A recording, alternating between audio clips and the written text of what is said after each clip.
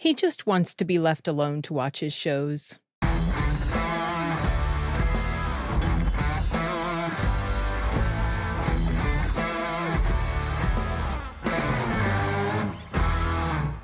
This show, you guys,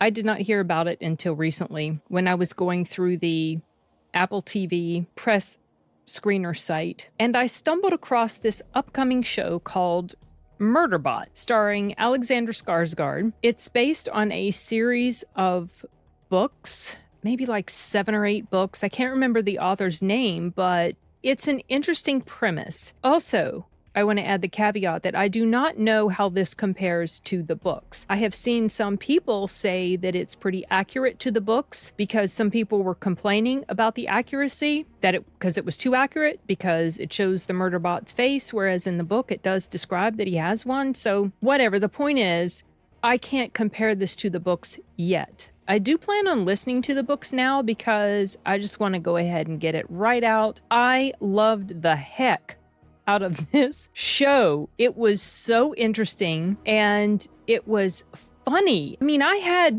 multiple laugh out loud moments, and some of those moments were situational, some were because of the dialogue and the narration that Skarsgård's character did throughout the course of the show, because this is a story that is told largely from his perspective, and his snarky or dry humor was really, really funny to me because he's a robot. He's not human, so he can't identify with humans on their level. However, there's something different about this guy, this robot, this thing that the humans around him don't know yet. And that is, he has hacked his governor module. This is a story that takes place, I don't know, many years in the future. There's all these different galaxies or planets or whatever, and people travel all over the place. It's like a very, very futuristic world. There's also a pretty distinctive emphasis on people's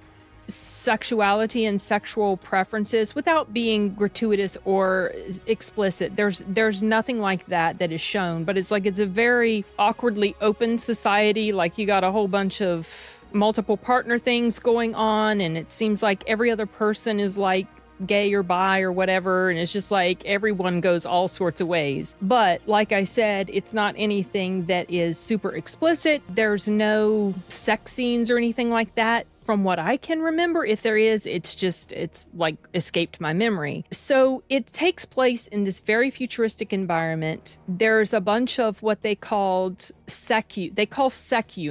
And these are security units that different companies or different exploration missions or, scientific missions going off and doing studies in different planets or whatever, they have these SecUnits to come provide security. And so there's this one particular group of scientists that go to this planet to investigate or study stuff or whatever, and they get the SecUnit that is played by Skarsgård. Before they get him, it shows a very quick little prologue-y thing that demonstrates or shows a scene where he has hacked his governor module. And the governor module is basically a control mechanism, much like a governor, like let's say on a vehicle or a school bus or whatever. So you can't go but a certain speed. It's like that. It's put in there to protect the SecUnit's clients from the SecUnit doing any harm to it. So he ends up hacking his module. He basically becomes like a free agent. He can think for himself. Not a free agent in the sense that he's off on his own, able to do whatever the heck he wants, because he cannot let the humans around him know that he has hacked his governor module and now he has free thought and free will. He has to pretend like he is still under the control of the governor module. And something interesting about these particular robots in this world that we're given is that they are described as being a sentient construct. So they're not just your typical robot that can't think in any way or can only do, like calculations and things like that. This is a robot, a sentient robot that has the capability, or let's say, let me backtrack. This is a sentient robot in that it is self-aware. It knows what it is. It is also comprised or made up of like the construction of these robots also involves organic material. Think Terminator, living tissue over metal endoskeleton, but also some of the stuff that goes, I think, inside it and the mechanisms is organic in some way. And so it's like this robot that appears very much human because they do have faces. They look like humans. And now that this particular one can think for himself, he is a lot like a human because of that, because he can think for himself and he wants free will. However, he still is detached from humanity in a way, or in pretty much all ways, because he can't fully identify with being a human. He doesn't have human emotions. They make him uncomfortable because he doesn't understand them. He doesn't like eye contact. And it's really an interesting mixture of things going on in this story. Oh my goodness, of course.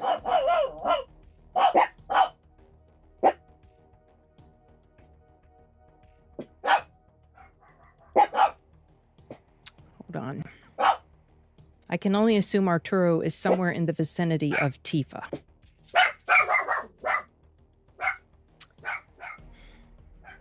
What was I saying? I think I was saying something about how human emotion, human expression makes him uncomfortable because he can't connect with it. He can't identify with it. He doesn't really understand it. He describes their emotions as, well, he uses these funny words to describe their emotions and their romantic interludes. He thinks it's gross, because of all the fluid he describes it as, or something like that. It's really funny. And the voiceover that he does in this show, the timing of it is funny to me, because there'll be a conversation going on and he will say the opposite of what he actually thinks, or he will think the opposite of what the others around him are saying or thinking about him. It's really funny. I do advise watching this. I think maybe if you're also a fan of the book series, you might enjoy it. Obviously, since I can't compare the two, I don't know. But let's say you are a fan of the book series and this is different in various ways. I still think this is something that can be appreciated because it's an interesting premise and the characters, for the most part, were pretty... Tifa, that's enough! It's an interesting premise and the characters, for the most part, were interesting.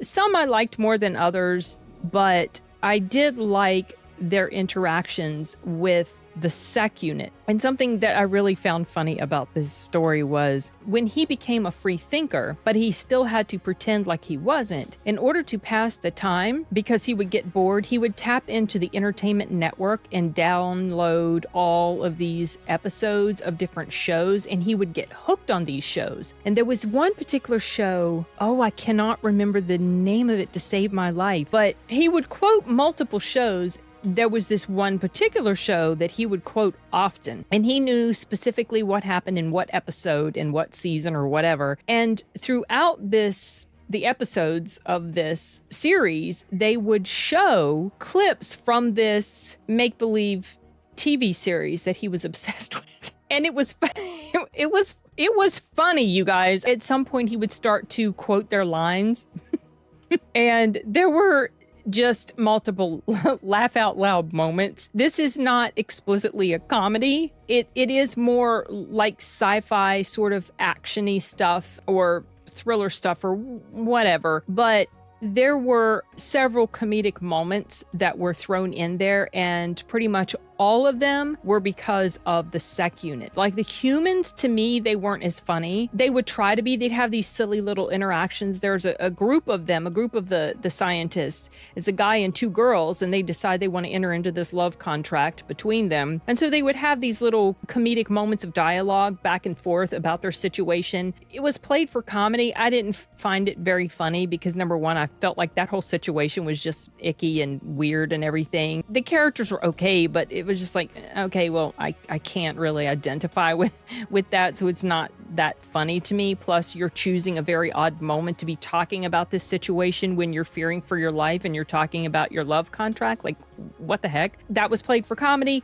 That didn't work so well for me. The comedy for me was this SecUnit trying to act like a human or trying not to act like a human, because sometimes he he would do both. And his interactions with the humans around him, because they were torn between trying to figure out if they could trust him or not. And he was torn between trying to figure out if he wanted to protect them like a SecUnit would, or if he wanted to just go off and not care about them. But he was starting to feel these connections with them, about as close to human connection as you could possibly have for an entity like he was. Also, I liked the interaction between his character and the character played by David Desmalchin. He's really growing on me, Desmalchin's acting. I think he's a really good actor, and he's just so, his face, it's very unique and it's expressive in a way that you can pretty much tell what's going on in his brain just by looks that he will get. He's one of the more interesting characters because he is what they call an augmented human.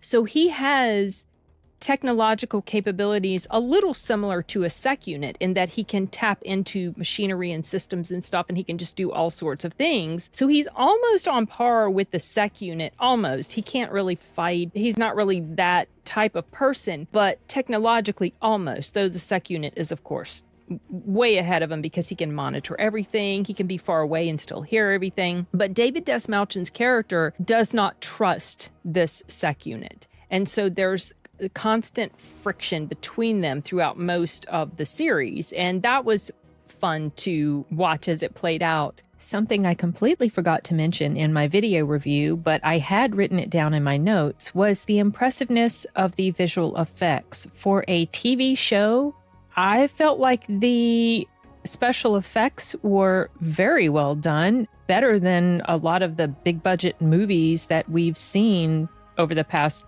few years. So that was something that was particularly impressive to me, and I wanted to mention it before I forgot. Okay, back to the video. This series is a quick watch. There are 8 episodes. Correction, there are not 8 episodes, there are 10. For some reason, my brain just latched onto 8. Maybe it was because when I first found the show, they only had 8 episodes up. But I'm incorrect. It's 10 episodes, so you'll spend maybe close to 5 hours watching it if you do it all in one go. Okay, that's it. Back to the video.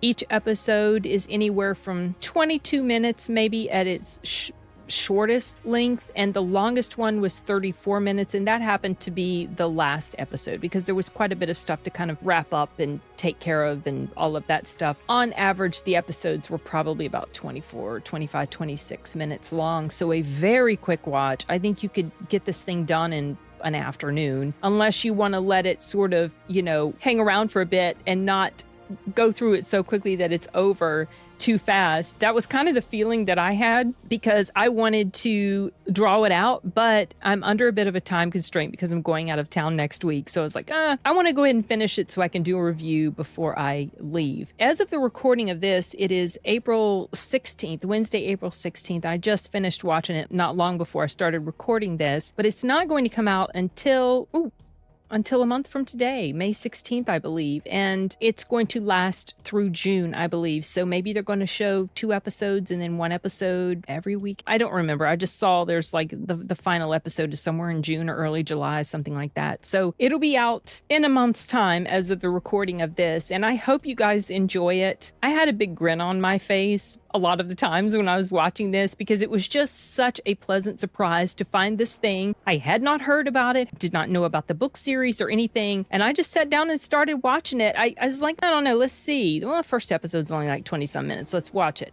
I was hooked pretty quickly on. It was just such a fun time, and I was so happy with it that I knew immediately, as soon as the first episode was done, I was like, okay, I'm going to watch this thing, and I'm definitely doing a review of it because it is that much fun. I hope you guys can enjoy it as much as I do, but if for whatever reason you don't, obviously share your thoughts. And if you are familiar with the books, I'm curious to know, before I dive into them myself, how they might compare to this show. By the time this video comes out, you will probably not have seen the show yet, so you guys probably won't be able to tell me, but this is just me wondering out loud. I guess I'll know the answer to that once I start listening to it. I found out that there's like a regular audiobook, and then there is a graphic audio version of the first book, as far as I know. Don't know about that for the rest of the book. books. So there was another series recently. Oh, yeah, Vampire Hunter D, that had graphic audio versions, like a graphic audio version for the first book, and then for like a few books after that, it was just regular audio books, and then it returns to graphic audio. So that came in my mind because of the whole graphic audio reference. And it has nothing to do with this show. I don't have anything else to say right now about Murderbot. I do highly recommend it,